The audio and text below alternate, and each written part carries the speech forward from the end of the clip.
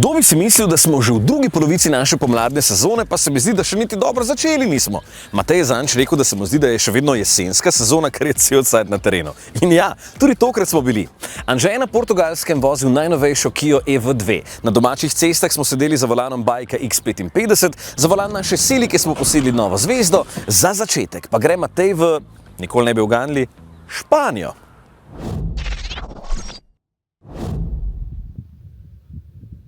Najbolje prodajen Toyotin SUV vseh časov je RAV4. Več kot 15 milijonov so jih prodali po vsem svetu od leta 1994, ko je pripeljala prva generacija. Še vedno je to izjemno priljubljen avto in še vedno se je zelo dobro prodajala tudi zadnja generacija. Zakaj je bila pol sploh potrebna nova? Takšna rdeča ali pa siva?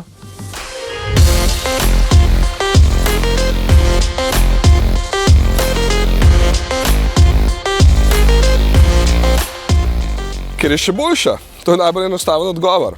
Tudi Evropejci smo drugače nori na RAV4, več kot 2,5 milijona smo jih kupili in nova generacija zna biti še bolj popularna, ker segment DSUV, v katerega spada, stalno raste. Najbolj zanimivo je, da se mere tega avta v primerjavi s starim niso čisto nič povečale. RAV4 je še vedno dolg 4,6 metra, zato ne bo prostora nikjer zmanjkalo. Ni največji, ker ima Toyota v ponudbi še večje, tukaj mislim na Land Cruiser, je pa RAV4 v prvi vrsti namenjen aktivnim družinam.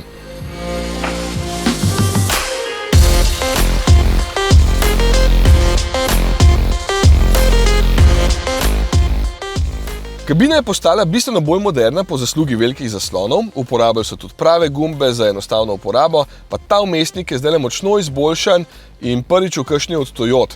Uporablja hitrejši procesor in več pomnilnika, da vse skupaj ful hitreje deluje, ampak za vas bo najbolj pomembno, da ni več toliko kompliciran, kot je bil nekoč. Ima tudi kakšno zanimivo rešitev tale avto, recimo tale naslon lahko obrnete, pa potem tele, ne vem, režete salamor, če vam to paše, sicer je pa nov še volan, pa tele merilnike so spustili za 4 cm nižje, da boste boljše videli na cesto. Pa itak pa tudi projekcijski zaslon tamle.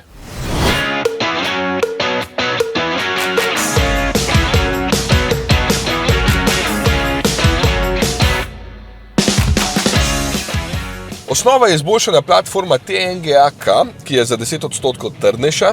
Spremenili so vpetje komponent podvozja in evo, avto je res lepše vodljiv in bolje se drži ovinkov. Obene so uporabili več zvočne izolacije za tišjo vožnjo, kar res lahko potrdim, ker je na lepi podlagi čist tiho, podvozje pa krasno pobira tudi tiste male luknje, čeprav so na tem delu na jugu Španije res lepe ceste. Itak, če pa nimajo zim kot mi. RAV4 je pri nas na voljo kot hibrid ali priključni hibrid in oba s sprednjim ali štirikolesnim pogonom. Zdaj vozim takšnega, ki se bo pri nas verjetno najbolje prodajal, torej hibrid s sistemsko močjo 136 kW, to je 185 konjev. Vsi imajo 2,5 litrski bencinski motor, 4 vali in brez turbota, potem pa še najmanj en elektromotor, ki je povezan z neskončno stopenjskim menjalnikom. Če ima pogon na vsa kolesa, je pa še en elektromotor zadaj. Pri hibridu je potem moč 143 kW, to je 194 konjev, pri priključnem hibridu pa kar 227 kW, to je 309 konjev, ker ima samo sprednji elektromotor kar 151 kW. Po novem pa je na voljo še priključni hibrid samo s sprednjim pogonom in ta ima moč 200 kW, to je 272 konjev. Še bolj pomembno pa je, da je baterija skoraj za tretjino večja, zdaj ima kapaciteto 22,7 kWh, zato obljubljajo električni doseg do kar 137 km in po novem se polni z 11 kW na izmeničnem ter do 50 kW na enosmernem toku.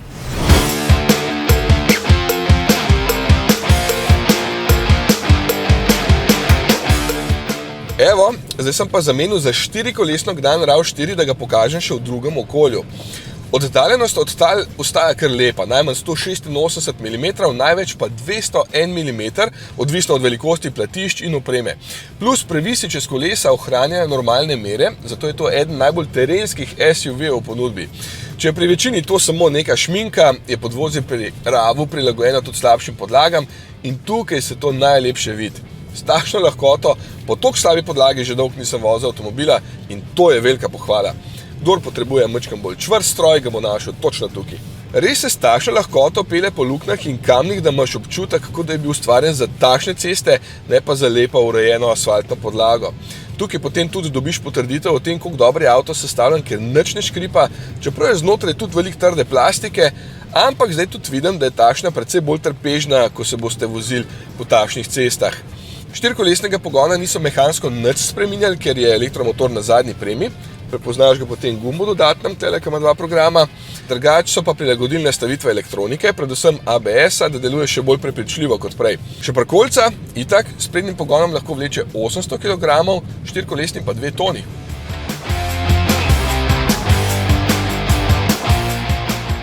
Pri nas se je ravno začel prodajati, najprej kot hibrid, proti koncu leta pa tudi priključni hibrid. Pa tudi s takšno hudo opremo GR Sport bo na voljo.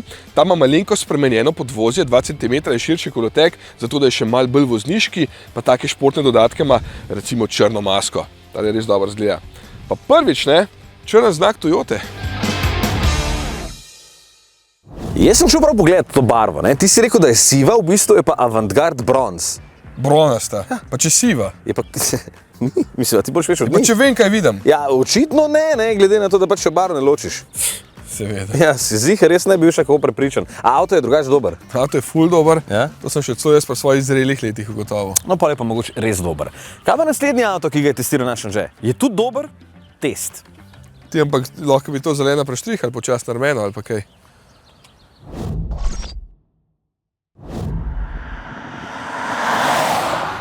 Moram takoj priznati, da mi je znamka Volvo od nekdaj všeč. Njihovi avti so vedno umirjeni, elegantni, znotraj minimalistični, ampak z vrhunskimi materiali in z dobro ergonomijo.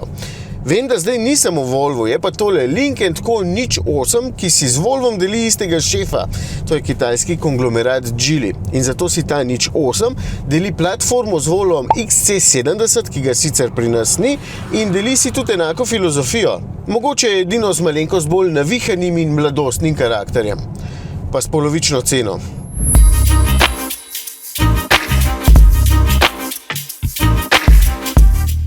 Znotraj je totalno hud, vam ga takoj pokažem, lahko pa pogledamo najprej par stvari tukaj zunaj.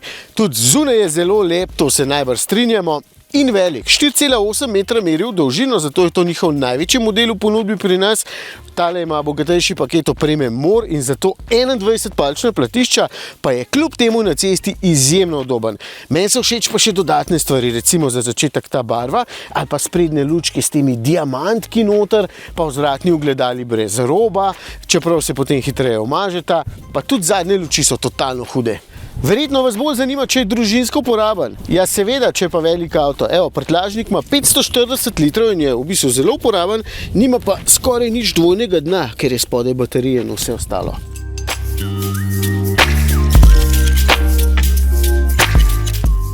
Zadaj takole sedim sam za sabo, kar pomeni, da boste tudi vi imeli več kot dovolj prostora. No, zadnja klop je v bistvu tudi precej udobna in ta sedaljni del je dovolj dolg, tudi za tiste, ki imate zelo dolge nožice. Me pa spredaj seveda navduši še mnogo bolj. Za začetek imam serijsko ozvočenje Harman Kardon s kar 23 zvočniki, ki se derajo zelo suvereno. To lahko takoj pohvalim, boste tudi zelo zahtevni potešeni. Materiali so prav tako zelo dobri, izdelava brezhibna in brez čričkov, odlagališče je veliko, v bistvu čisto vse štima. Tudi ta sredinski zaslon je dejansko bliskovit in menijsko zelo enostaven, se ga boste zelo hitro navadili. Pravzaprav je vse skupaj tako dobro, da sem se moral prav potruditi in najdeti malenkosti, ki me motijo. Vas seveda ne bodo, ker niste toliko zoprni kot jaz in tudi po določenem času se človek marsičesa navadi. Recimo, moti me, da imam tukaj le non-stop izpisano radijsko postajo, ker jo itak vidim že tukaj, ne morem si pa nastaviti podatkov v potovalnem računalniku oziroma, ko ga poiščem, ta izgine po nekaj sekundah. Tukaj pa, da moram pred vsako vožnjo izključiti kup sistemov, sicer je priročno, da imam tukaj na vrhu bližnjice, ampak je vsem tega toliko, da v bistvu čist predolg časa potem potrebujem pozornost posvečati zaslonu, ne pa cesti, ker prej seveda pozabam to narediti, preden speljem. Ostalo pa štima.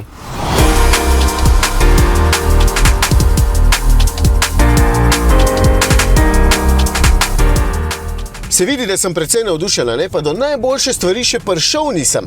Pogon. Tole je priključni hibrid s tako veliko baterijo, da se lahko ob bok postavi celo nekaterim manjšim električnim avtom. Samo pikico manj od 40 kWh ima in to pomeni, da je doseg v praksi pa z veliko avtoceste skoraj 200 km. In to pomeni, da se boste na elektriko lahko vozili praktično ves čas.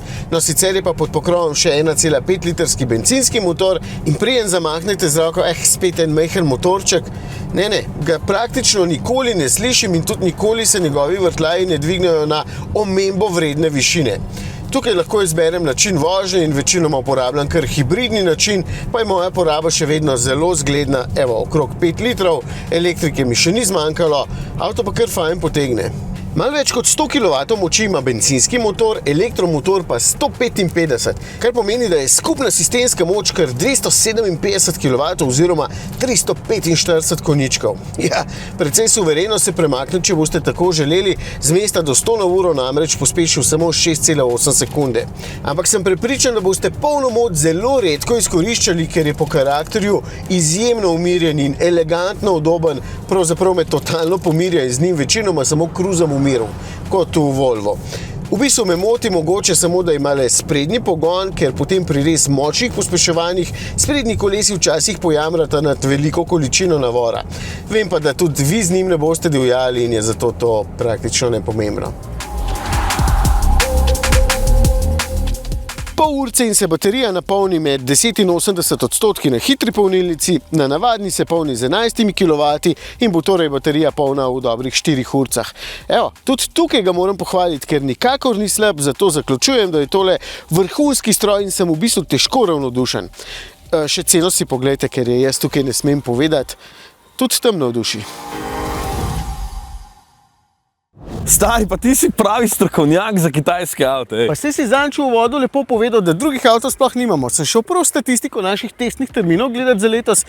Par je evropskih, vse stalo z Daljnega vzhoda. Pa še več jih bo, kot je povedal Hongqi. Ja, Hongqi je k nam pripeljal 3 električne avte, očitno smo zdaj zreli tudi za to.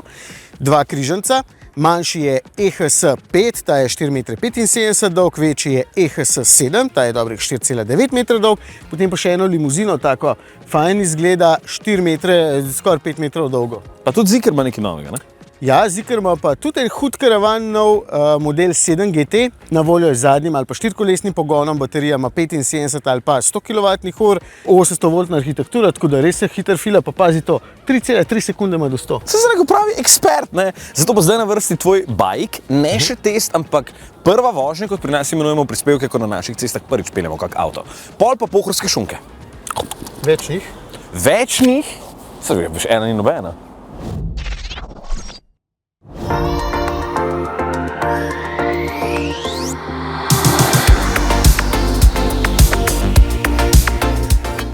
Skoraj vedno, ko grem loviti podatke o določeni znamki, za katero marsikdo med vami najverjetneje niti slišal še ni in je zares dobro ne poznam niti sam, potem ugotovim, da je precej huda in s precej bogato zgodovino. BAIC oziroma Beijing Automotive Industry Corporation obstaja že od leta 1958, običajno so 6. največji kitajski proizvajalec, no ta številka se letno malo spreminja glede na prodajo in lansko leto so prodali 1 750 000 vozil. Da niso kar tako, pove tudi dejstvo, da so eden največjih delničarjev Mercedes-Benza in da v Pekingu proizvajajo Mercedese za kitajski trg. Torej, nekaj že znajo, ne?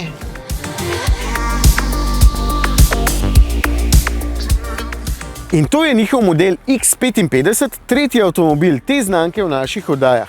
Lansko leto smo imeli že večji X7, nedolgo nazaj pa terenski BJ30, ampak se mi zdi, da bo ravno takšen X55 najboljši prodajni adut. Ker ni preveč terenski, da bi koga prestrašil, ni preveč velik, da ne bi šel komu v garažo, pa v bistvu, ker ni predrag. Ok, tole z garažo malo pretiravam, ker je avto vsem dolg 4,6 metra, tako da ravno mečken ni. Sicer je pa s svojimi dimenzijami ravno na zgornjem robu segmenta C-SUV, da si boste lažje predstavljali, tam so tudi Volkswagen Tiguan, Toyota RAV4, Mazda CX-5 in tako naprej. Vsaj eno prednost najdem pred naštetimi, mogoče celo dve, no za začetek se mi zdi pa oblikovno bolj simpatičen od marsikaterega drugega predstavnika. V tej beli barvi je sicer spet malo dolgočasen in si predstavljam, da bi v rdeči na vaši televiziji izgledal pa res nastopaško. Mi je pa vseeno všeč ta precej dinamično zašiljen gobec, pa tudi grafika zadnjih luči. Prtljažnik je povprečno velik, ko ga gledam takole, ima pa v bistvu spodaj kar en zajeten predalnik za vse mogoče drobnarije. Tega lahko vzamete ven, če boste šli na daljšo pot, pa je potem več kot dovolj prostora za tudi te velike kovčke. Sicer je pa dovolj uporaben, ker je lepo oglad, smo pa pri kitajskih avtih itak navajeni, da več udobje in prostora rajš namenjajo potnikom, pa malo manj prtljagi. Očitno oni bolj težijo kot pa kovčki. Zato je že tukaj zadaj veliko prostora. Evo, pred mano bi lahko sedel nekdo z 2 metroma višine, pa bi bilo še vedno čisto ok. Predvsem je pa tudi udobno tukaj zadaj, ne samo prostorno. Dno na sredini je ravno, sedež je precej mehak, ob meni so velika stekla in vse skupaj deluje zračno, no nad mano je pa velika panoramska streha z 0,8 kvadratnega metra stekla. Čeprav bi rekel, da je še več tole. Spredaj sta sedeža kot iz kakšnega športnega avtomobila, ne pa križanca in precej dobro objameta hrbet, nista pa neudobna, če je koga to skrbelo. Te škripanja, evo, brez težav. Pri armaturki bi pa lahko rekel, da je klasična za te čase in z velikim zaslonom na sredini. Mi je pa všeč, da vseeno ni prevelik ta zaslon, pa je kljub temu lepo pregledan. Materiali so dobri, sploh pa vsa ta oprema, ko upoštevam še ceno, no to pa povemo v oglasnem bloku. Meni dejansko najbolj všeč je, da imam res ogromno odlagalnih mest. Čeprav potem ne vem, ali imam telefon tukaj ali tukaj. A tukaj. Tukaj. 1,5 litrski turbobencinski motor je skoraj klasika, ampak ti motori med znamkami niso identični, no za tega sem nekje ujel podatek, da je bil na Kitajskem razglašen za enega od 10 najboljših motorjev. 130 kW moči ima, to je 177 konjičkov, pogon je spredaj in 270 Nm navora je vozniku na voljo precej zgodaj, zato se z mesta do stotice izstreli v precej spodobnih 7,8 sekunde. Vse skupaj je skratka precej dinamično, no lahko pa tudi ne. Niti predstavljati vam ne bo treba, ker je 7-stopenjski robotiziran menjalnik serijski in se voznik pač lahko prepusti samodejnemu prestavljanju. Tukaj vidim dejansko največ možnosti za izboljšave, ker bi lahko bolj nežno prestavljal, sicer je pa v redu. Moram takoj dodati, da je krmiljenje precej dobro nastavljeno in podvozje zadaj neodvisno več točkovno, zato se lahko tudi bolj dinamično požene v zavoj. Vseeno ni pretrd, je pa občutno bolj vozniško lahkoten od marsikaterega tekmeca. Tudi če vam ni do posebne dinamike, vam bo ta lahkotnost všeč, ker na cesti X55 potem deluje manjše. Tehta okrog 1600 kg, kar je precej dobro za ta segment, ampak mi je všeč, da deluje še vsaj 200 kg lažje. Vem, da ga ne boste kupili za divjanje, povem pa vseeno, da bo všeč tudi tistim, ki bi občasno kakšen zavoj vseeno odpeljali malo bolj dinamično.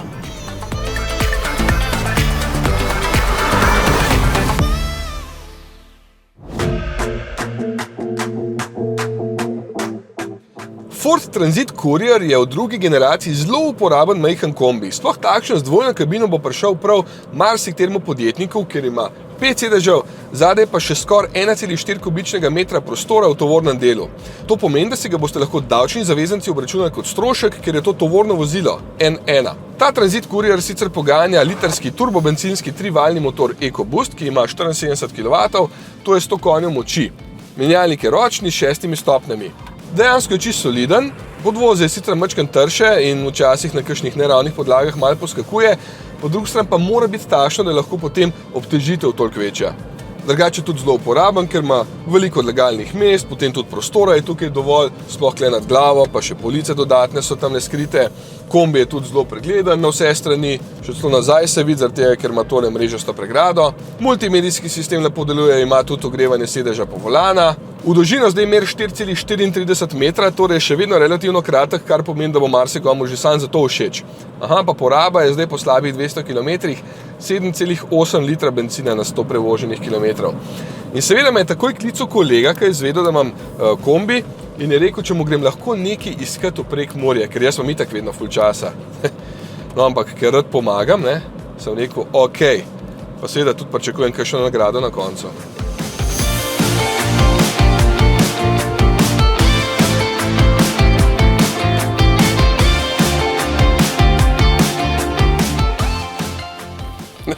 A potom je poslal, ne. Jaz imam tako več kot kubik prostora tukaj noter, on me pa pošlje po ena škatlica, ne. Tako jaz rajši dal kar k sebi tole. Na sovoznikov sedež. Da mi ne bo kdo pobegnil. Evo. A misliš, da bi jaz raj pripel tele šunke, a? Da mi ne bojo pobegale med vožnjo. Takole, red je vedno pas pripet. Ok, gremo.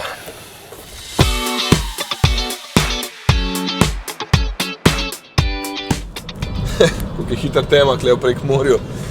Sploh če greš toliko pozno na pot, kakor sem šel jaz, ne. V glavnem ugotavljam, da je kurier tudi na avtocesti ful prijeten, sploh zato je, ker ima tukaj še nastavljivo tole oporo za roko, pa nastavljivo ledveno oporo. V glavnem, vožnja je prijetna, sploh ker sem za pot dobil še ocvirke za grickat. The best, ja. V bistvu ugotavljam, da ima ta avto samo eno slabost in to je, da nima nikjer dobrega držala za ocvirke. Evo, jih kar tukaj vmes lahko dam. Skoraj so se mi stresali, to moram pa res paziti.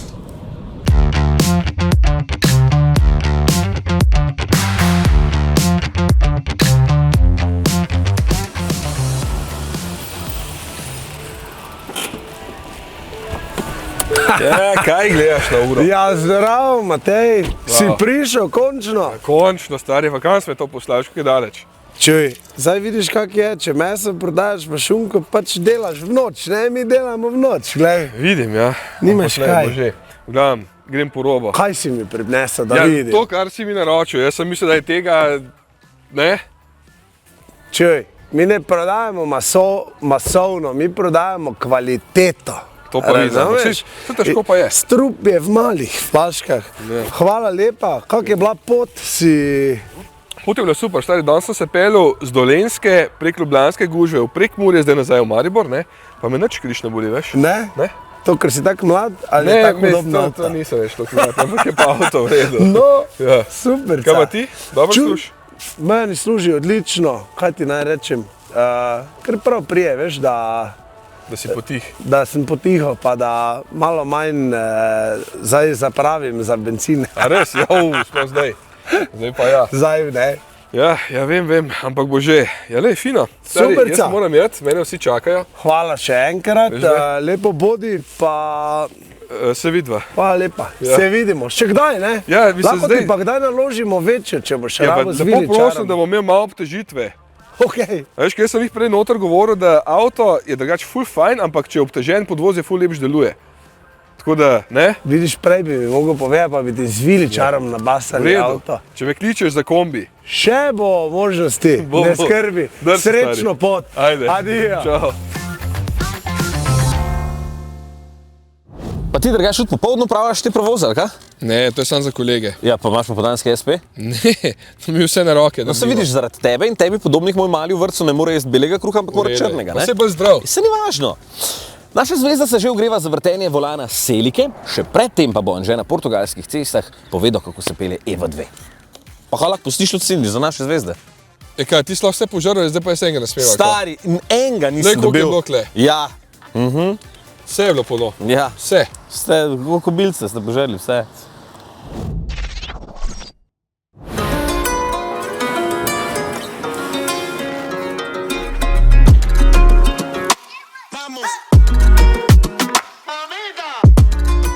Juhu, jaz pa imam srečo. Tole je moja tretja pot v Lizbono v zadnjem letu in trikrat imam dež, tako da se bomo morali malo znati, malo improvizirati, pa uporabiti posnetke, ki so bili narejeni v lepem vremenu. Ampak nič od tega ni pomembno. Tole za mano je Kia EV2, eden najboljših novih majhnih električnih avtov nasploh. Vem, kar drzna trditev, sploh glede na to, da se z avtom družim šele kakšno uro in sem prevozil samo 70 km, ampak ja, EV2 je eden najbolj zanimivih novih malčkov. Malček, ja, naj vas ta ostra in visoka podoba ne zavede. Kia EV2 je v bistvu dolga samo 4 metre pa 6 cm, to je približno toliko več kot Dongfeng Box in približno toliko manj kot Renault 4 oziroma Katarca. Če vprašate mene, je EV2 super že zaradi izgleda, ker deluje precej nastopaško in na parkingu sploh ne majhno. Te sprednje luči pokončne so mi v bistvu zelo všeč, pa precej samosvoj je tudi zadek. Pravzaprav izgleda ta avto kot ena zazipana oziroma pomanjšana različica različica velike Kia EV9. No in ta visoka podoba pomeni, da je znotraj kar velik prostora.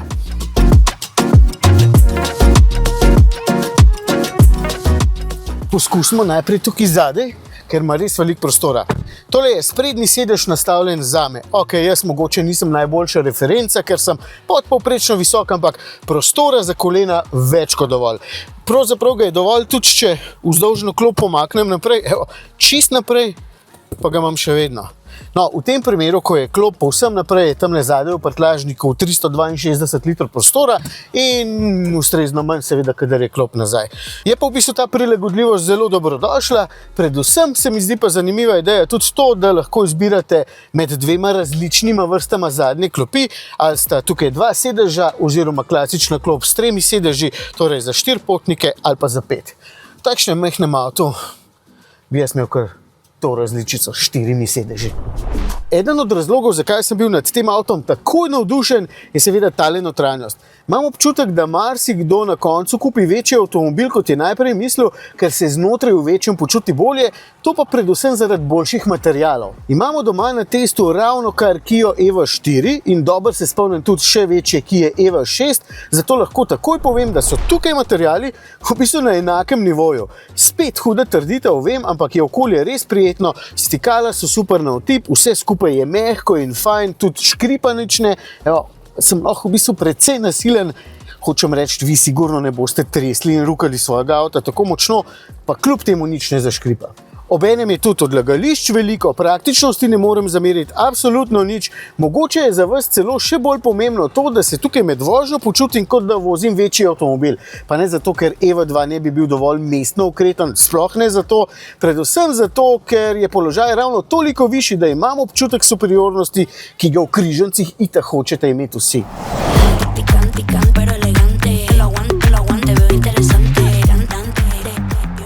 Preden začnem naštevati kataloške podatke, ki si jih sicer lahko preberete tudi sami, ampak jih bom vseeno, mogoče beseda o tem, kako se EV2 pelje. Res je, proizvajalci znajo na teh mednarodnih premierah izbrati lokacije, kjer so ceste res fine, temperature pa zelo prijetne, kar je pri električnih avtih v bistvu še kako pomembno, no pa se jim je tokrat vseeno malo zataknilo in vsaj vreme oziroma temperature niso najboljše, pa moram kljub temu povedati, da se EV2 pelje zelo dobro. Krmiljenje je prav lepo nastavljeno, podvozje je malenkost bolj čvrsto, ampak ne pretresa in ne poskakuje, celo malo dinamičen se mi zdi avtomobil, pomaga pa tudi pri udobju, da so sedeži precej mehki. No, prej sem se potepal po centru Lizbone in niti pri okretnosti nimam nobenih pomislekov, je EV2 čist fin tudi na parkingih. Pogon je druga stvar, ki me je takoj prepričala. 2 bateriji sta na voljo, manjša ima 42, večja pa 61 kWh, kar pomeni, da po velikosti oziroma po dosegu prekaša vse svoje tekmece. Katlca ima ta veliko baterijo, okrog 10 kWh manjšo, tudi električni C3 Aircross ima v bistvu manjšo baterijo in zato je za vse tiste, ki bi radi imeli majhen, okreten električni avtomobil, pa vas vseeno skrbi doseg, tole dejansko najboljša opcija. Baterija se do 80% napolni v pol ure in je pri tem povsem primerljiva z ostalo konkurenco, z največ 120 kW se polni, osnovni polnilnik je pa 11 kW, kar je v bistvu super, opcijsko si lahko umislite pa celo 22 kW. To pride prav, kadar boste velikokrat na sestankih v mestu in bi radi po kakšni urci že napolnili tretjino baterije. Pogon je seveda na sprednji par koles, motor ima 108 kW moči in se mi zdi tudi dovolj živahen, gotovo je pa pomemben tudi podatek o sami porabi. Čeprav se tukaj peljem večinoma izven avtocest po lepih, zavitih, ne preveč hribovitih cestah, moram reči, da je poraba precej super. 14 kWh imam trenutno in če bo pri nas na testu malenkost večja, bo to krasen rezultat.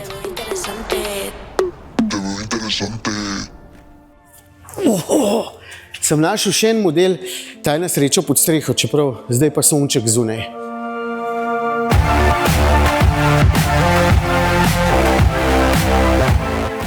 Tole je Kia Seltos in sicer že druga generacija, čeprav prve najbrž ne poznate, ker se sploh ni prodajala v Evropi, ampak samo na azijskih trgih. Tole je avtomobil z dolžino 4,43 m, kar pomeni, da je skoraj identično dolg kot Kia Niro oziroma 11 cm krajši od aktualnega Sportigea. Je pa res, da bo Sportage v novi generaciji še zrastel, zato so v bistvu potrebovali en dodaten model. Vidim kar nekaj oblikovnih podobnosti z malim EV2, recimo te pokončne luči, pa taka škatlasta oblika, mora biti pa tukaj maska seveda drugačna, ker je spodaj klasičen bencinski motor, ki se mora hladiti. Motor 1,6 litrski turbobencinar s 180 konjički, pogon na sprednji kolesi ali pa na vsa 4, v osnovnih opremah bo menjalnik ročni, lahko pa seveda tudi samodejni. Takšen bo pri nas na voljo junija, malo kasneje pa pride še hibridna različica, tudi tam bo lahko pogon na vsa 4 kolesa, pri čemer ne bo pogon mehanski, ampak bo v zadnji kolesi pravzaprav poganjal elektromotor. Prtljažnik 536 litrov. Evo, takšen je pa znotraj, tudi tukaj vidim kar nekaj podobnosti z malim EV2, recimo ti zasloni, pa nasploh infotainment je v bistvu identičen, pa zelo veliko je tudi tukaj odlagalnih mest. To je zaenkrat to, zdaj se grem pa jaz posušiti.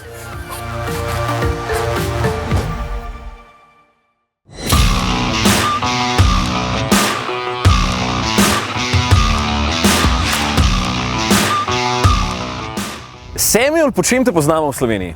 Pod Samo Lukas, glasbenik, po človeku, ki mu je mar za druge ljudi, recimo. Koliko kilometrov narediš na leto?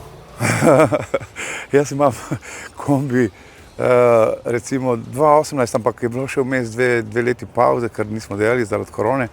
Mislim, da sem jih zdaj naredil 180. Ok, torej veliko na cesti? Malo, ker tudi najemam drugi kombi, tako da se delamo še tako, ker z glasbo, ko gremo potujemo, mi smo ti potujoči, veš, non-stop, konstantno na cesti, tako da, ja, to je to.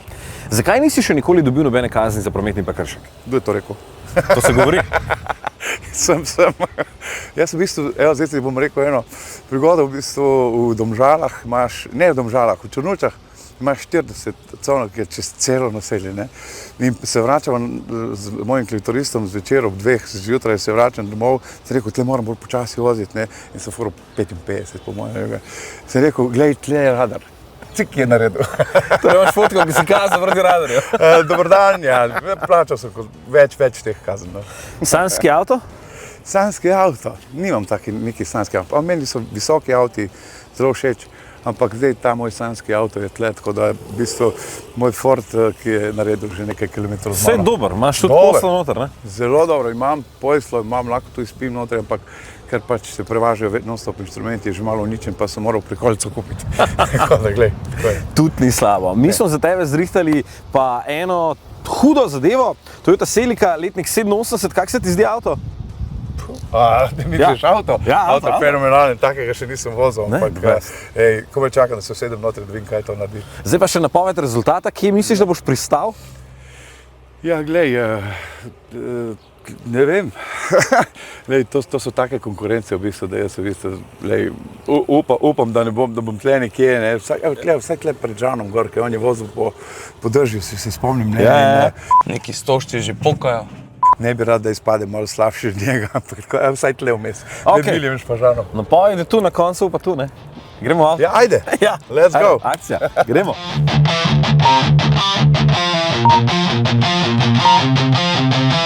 Let's go!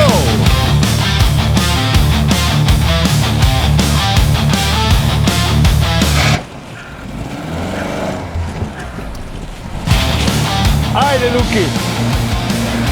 Ajde!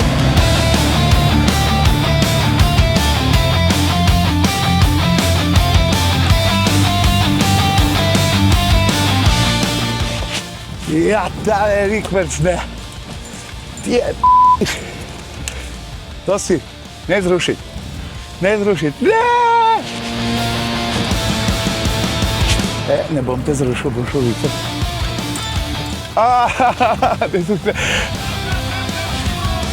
Ja! Evo ga! P***arja. Sebo, dej. Evo ga.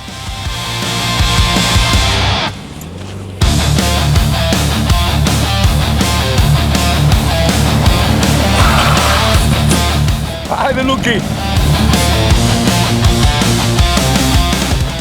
Evo ga! Nervozen.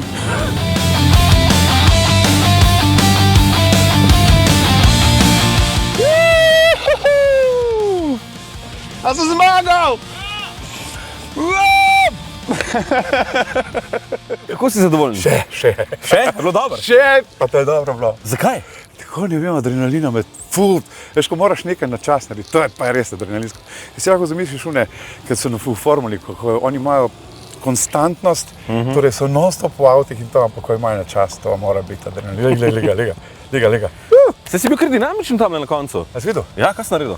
Giro Americano. Ja? Ročno? Področno gremo. Gas pa dolge luči. Če ne bi moral Riko zdaj, pa to je brez veze. Ej, moram ti povedati, da si v bistvu drugi, ki ni podaril in oplazil nobenega stožca, tako da res? čestitke, to je tudi svoj vrstno Nisem. uspeh. Ne? Nobenega se nisi dotaknil, nobenega nisi podaril. Jaz sem mislil, da sem tle, pa nisem. Nisi, dobro, jaz sem tudi mislil, da šta ne zapel, ampak je bilo vse v redu. Ajde. Cajt, kaj misliš, kje si? Ti si rekel, da boš tule. Pa da bi bil nekje tle, a če nisem podaril, recimo tle nekje ali pa tle, no.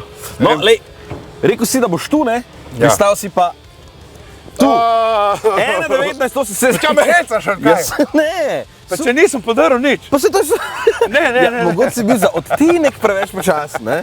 Ampak Sem bil počasen. se bil dober cajt. Je dobro, ne? Lej, bil si preudaren in nisi poškodoval avta, ne? Če bi jaz, če bi podaril dva, kaj mi je tle dol. Ja, mogoče bi bil tu. Dobro, ajde, rekla moja ta mala doma, dej, ne naredi sramote, ne, sem rekel, glej, bom videl. Jaz sem varen, ajš. Super je. Ja. Dobro, ajde, tu, super, glej, odlično. To je to. Tebi moram tle nekje. Tudi prihodnji teden bo zvezda vrtela volan naše Selike, tokrat bo šlo za lepši spol. Ne, sem mogla Boste pa seveda v oddaji videli še cel kup novosti, med drugim najnovejši in najmanjši Hyundai Ioniq doslej s številko 3. Na domačih cestah smo sedeli za volanom, ki ni več obroč, v tem Lexusu, jaz pa sem užival na razkošnih sedežih Fortinga V9. Ne vem, zakaj ni V10, bi bil še bolj kul. V12, to bi bilo. No, pretiravati ni treba. Če hočete biti z vsem netekočem, se prijavite na naš novičnik na volan.si, pošljemo novice vsak petek zjutraj. Smo tudi na socialnih omrežjih Facebook in Instagram, tudi na YouTubeu in TikToku smo. Se vidimo. Če bi pretiraval, bi rekel V16. Dvojni V16. Ja, ali pa 24. A?